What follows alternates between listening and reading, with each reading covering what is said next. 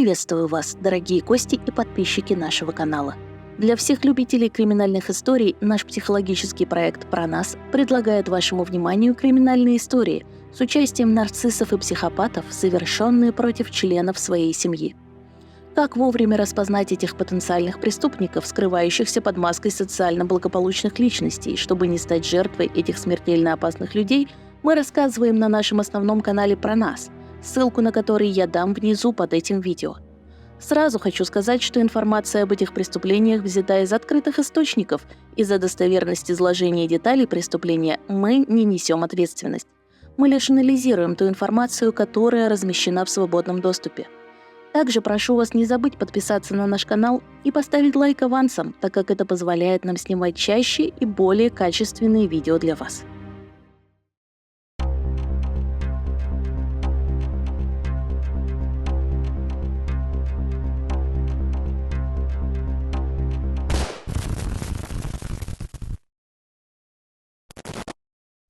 В этом ролике мы расскажем о трагичных событиях 2015 года, произошедших в обычной российской семье в городе Волжский. Евгения Рубцова и его семью знали в городе многие. Мужчина много лет работал водителем на маршрутных такси и рейсовых автобусах. Его жена Дарья трудилась в продуктовом магазине «Радиш». У семьи было двое детей – 8-летний Никита и 10-летняя Диана. В квартире, которую они приобрели недавно, с ними проживал 61-летний отчим Дарьи, инвалид. Он почти не вставал. Семья была порядочная, Диана и Никита занимались в кадетской школе. О семье могу сказать только хорошее. Девочку я помню очень хорошо. Одна из лучших учениц, очень добрая, отзывчивая. Она как ангелочек была. Рассказывали в кадетской школе имени Сергея Солнечникова. На работе о главе семейства также отзывались наилучшим образом. С Женей работали вместе летом. Он работник ответственный, про семью от него слышал только хорошее. На работе всегда трезвый, опрятный. Ну а после смены мог и выпить, как любой нормальный мужик. Рассказывает предприниматель из Волжского Сергей Горбунов. Соседка семьи рассказывала. «Хорошо помню семью. Они только купили квартиру в нашем подъезде и делали ремонт в ней. Евгений всегда такой вежливый был, и Дарья всегда здоровалась с соседями. А девочка умничка такая». 16 февраля 8-летний Никита вернулся домой, как обычно, после уроков, около 18 часов вечера. Зайдя на порог своей квартиры, сначала он удивился, заметив дома непривычный беспорядок. Перевернутые вверх дном вещи, поваленную мебель. Ту картину, которую увидел Никита, пройдя дальше, не способен был бы переварить даже взрослый, не то что 8-летний ребенок. Его сестренка Диана лежала на полу, в луже крови. Перепуганный мальчик позвонил маме, которая в это время была на работе. На место выехала полиция, следователи. Разбирая завалы в комнате, оперативники надеялись на разъяснение случившегося, но обнаружили то, что также никто не ожидал. А именно еще одного погибшего, дедушку-инвалида. А чуть позже и самого 33-летнего отца семейства Евгения Рубцова, тело которого было завернуто в ковер. Как и на остальных убитых, на его теле виднелись десятки ножевых ранений. Судмедэксперты выяснили, что маленькой Диане было нанесено 2 удара ножом, пока она лежала в кровати. Евгению 7 ударов, а дедушке 4. У всех жертв также были выявлены черепно-мозговые травмы. Так кто же мог устроить настолько кровавую расправу над семьей волжан? Дело сразу же передали в Следственный комитет. Известно, что отец семейства работал маршрутчиком. Семья обычная, богато не жили. Логично было бы отмести версию банального ограбления. Но позже выяснилось, что из квартиры все же пропали некоторые вещи, а именно мобильные телефоны и ноутбук. Началось расследование по возбужденному уголовному делу. Устанавливались лица, возможно, причастные к расправе над семьей, а также мотивы совершенного преступления. В ту ночь следствие работало, не покладая рук, пытаясь выйти на подозреваемого. И, как выяснилось, не все родственники Рубцовых соответствовали законам порядочности, которые столь укоренились в уважаемой семье. Кое-кто выбивался, а именно двоюродный брат Дарьи Сергей. Несмотря на это, Дарья всегда жалела непутевого родственника. Он вертелся в криминальных кругах, чем только не занимался, ездил в Москву, но все безуспешно. Денег у Сергея никогда не было, он постоянно тянул их из Дарьи. Периодически он по несколько дней жил у Евгении и Дарьи, рассказывала Елена Рубцова, сестра Евгения. Евгений не раз замечал, что тот у них подворовывает. Из-за этого возникали конфликты. Как-то Плеханов даже столкнул Евгения с лестницы. Евгений получил сотрясение мозга. Сергей угрожал ему, говорил, что однажды убьет, делилась родственница.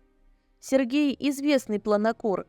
Многие годы он курил наркотик «План», также жаловалась Елена. «План» – так на сленге принято называть марихуану. В этот раз Дарья вновь пригласила двоюродного брата пожить к ним, чтобы тот сделал ремонт по сходной цене, так как квартира новая и нуждалась в отделке. Главе семейства помогал с ремонтом также родной брат Дарьи, Дмитрий, ну и уже упомянутый горе-кузен, 37-летний Сергей. Но на момент произошедшего Дмитрий уехал в Москву, так что с отделкой квартиры помогал уже только Сергей. Мужчина нигде постоянно не работал, иногда шабашил в Москве, поэтому свободного времени было предостаточно. Сам Плеханов также планировал отправиться в столицу утром, 16 февраля. Но мужчина затягивал с выполнением работ, требовал деньги вперед. Однако Евгений отказался выдавать ему плату авансом. Ведь 2 днями ранее Плеханов уже одалживал у семьи деньги на билет до Белокаменной, но потратил почему-то на алкоголь. Выйдя на первого подозреваемого, а именно Сергея, следствие сразу же направилось на обыск гражданского бокса и прочесывание прилегающей к нему местности, в результате чего в гараже Сергея были обнаружены телефон убитого пенсионера с его сим-картой, а также похищенный у потерпевших ноутбук. Сомнений по поводу главного подозреваемого у полиции не осталось. Уже около часу ночи полиция задержала преступника. Он прятался на квартире бывшей сожительницы и даже пытался оказывать сопротивление. Он спешно паковал вещи, собираясь выехать из Волгоградской области. По предварительным данным, убийца как в момент задержания, так и в момент убийства находился под психоактивными веществами. После ареста подозреваемого выяснилось, что ранее ни по каким статьям Сергей не привлекался. Однако он почти что сразу стал давать признательные показания. Убийца рассказал, что накануне он собирался отправиться в столицу на заработки, но денег на билет у него не было. Он пришел к двоюродной сестре Даше, чтобы одолжить эту сумму. Но женщина была на работе, а потому с просьбой о беспроцентном кредите гость обратился к ее мужу Евгению. Но тот отказал наотрез, напомнив, что 2 днями ранее Плеханов уже одалживал у семьи 2500 рублей, и вместо того, чтобы потратить деньги на билет, пропил их. Придя в ярость от отказа, родственник схватил монтировку и обрушил ее на голову мужа и затем отчима сестры. После этого он направился в детскую, где спала Диана. Девочке мужчина перерезал горло, когда она спала. Затем он стал искать в квартире деньги. Не нашел. Прихватил с собой ноутбук и 4 мобильника, которые, впрочем, выбросил. Сообщалось, что у задержанного есть сын. Он немного старше убитой Дианы. Похороны 3 зверски убитых человек превратились в траурный гражданский митинг. Волжский погрузился в траур. Около 10 утра на городском кладбище состоялись похороны 10-летней школьницы Дианы Рубцовой, ее отца Евгения и 61-летнего деда Валентина. 35-летняя Дарья Рубцова, в один день потерявшая 3 близких, находилась в критическом состоянии. Женщина долгое время проводила рядом с телом своей маленькой дочери, наотрез отказываясь выдавать ее сотрудникам похоронного бюро, в связи с чем вынос гробов был задержан на 10 минут.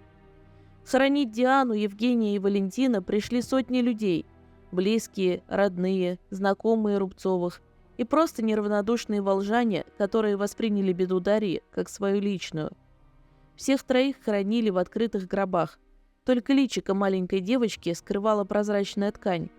Так сотрудники морга постарались скрыть страшные шрамы от ножа, которым Плеханов исполосовал девочку, рассказывают очевидцы. Теперь о свидетельстве страшной трагедии напоминают 3 могилы на городском кладбище, всегда усыпанные живыми лилиями, тюльпанами, гвоздиками и розами. Никто практически не сомневался, что убийце грозило пожизненное наказание. Однако изувер, по-видимому, приговор вынес себе сам. Рано утром мужчина отправился в туалет, пока его сокамерник спал, и там совершил задуманное. Спасти его не удалось. Вскоре его сокамерник нашел его повешенным на самодельной веревке в 5 утра понедельника, 18 мая. На теле мужчины каких-либо телесных повреждений, свидетельствующих о криминальном характере его смерти, обнаружено не было. К версии суицида склонялось и следствие. К слову, он уже пытался повеситься в камере СИЗО месяц назад до случившегося. Тогда его успели вынуть из петли сотрудники. Почти 8 лет прошло с тех пор, как в Волжском простились с жертвами тройного убийства. Однако местные жители, соседи и родственники до сих пор вспоминают со слезами на глазах о трагедии столь несправедливо и зверски убитой семьи. И вряд ли хоть один здравомыслящий человек способен понять, как 2500 рублей могут быть причиной для жестокой расправы. А вы, друзья, что думаете об этом деле? Делитесь вашим мнением в комментариях. Кто эти страшные люди, совершающие немыслимые преступления, и как вовремя определить, что человек, с которым вы общаетесь, нарцисс или психопат? Как сохранить себе жизнь, когда вам стало понятно, что вы находитесь рядом с такой патологичной личностью? Смотрите информацию на нашем основном канале, ссылка на который стоит под этим видео. Прошу вас не забыть поставить лайк за нашу работу и подписаться на наш канал, чтобы не пропустить новые истории о чудовищных преступлениях, совершенных нарциссами и психопатами.